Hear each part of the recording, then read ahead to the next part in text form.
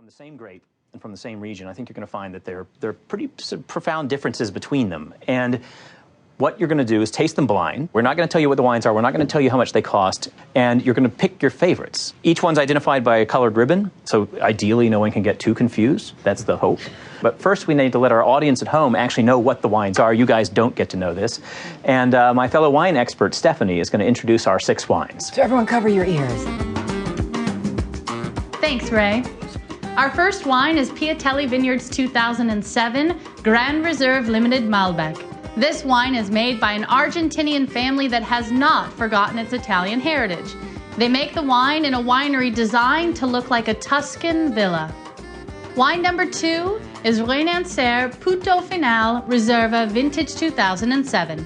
This wine comes from vineyards where they irrigate using water from glaciers nestled in the peaks of the Andes Mountains. Next, from Bottega Catena Zapata, their 2007 Catena Alta Malbec. The Catena family makes this complex wine by blending grapes from vineyards sitting at distinctly different elevation, which in turn present distinctly different climates. Our fourth wine is the Lama Old Vine Malbec from Belasco de Bequidano, vintage 2008. It's made from grapes that are hand-picked from vines that are over 100 years old. Next, we have 2007 Doña Paula Selección de Bodega Malbec. This winemaker and staff care for the vines throughout the year down to the level of getting to know each individual plant. That extreme care and dedication can be tasted in this unique wine.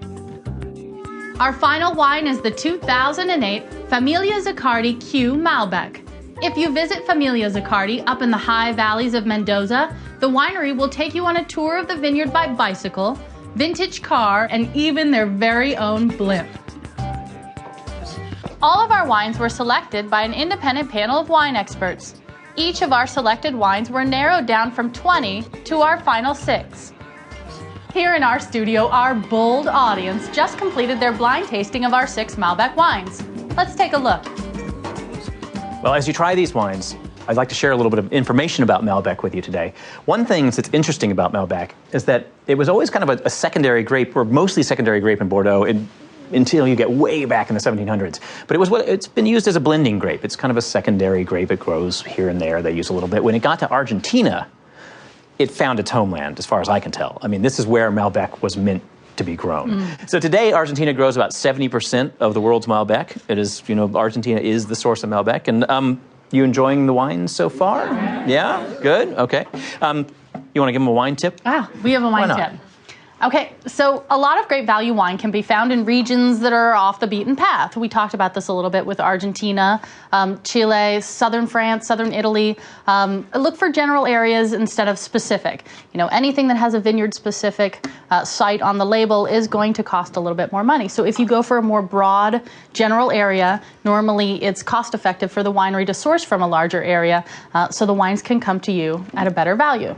So go more general, and you can find a better value in your stores. Yeah, exactly. So if the wine is labeled Napa Valley, it'll be expensive, and if it's labeled Earth, it'll be cheap, really cheap. Yeah. Let's see if the studio audience has chosen their favorite wine. Have you narrowed down your selection? Our audience seems ready to stand up and do the tango, so let's head upstairs and join Jennifer Coolidge, Ray, and our guests as they try these remarkable wines. Shall we? Let's start with our first wine, number 1, the blue wine.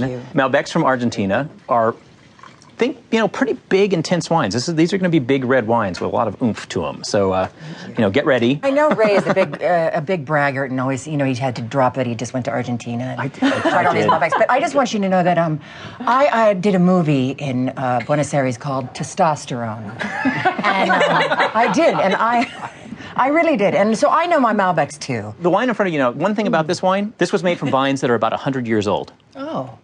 These were planted 100 years ago, and they grow in the shadow of Mount Tupangata, which is the tallest mountain in the Andes. And I'm going to be leaving from time to time to get the next wine, which is what I'm going to do right now, and I'm going to leave you in the capable hands. Did you say in the Andes? In the Andes. Yes. What do you think of this? Yeah, you had an interesting face to start out there. Yeah, to me, it's a little alcoholic. It's really... Yeah, I mean, not that that's not a bad thing, because you need alcohol, right? Right, but it can be masked in Yeah, I'm certain just ways. waiting.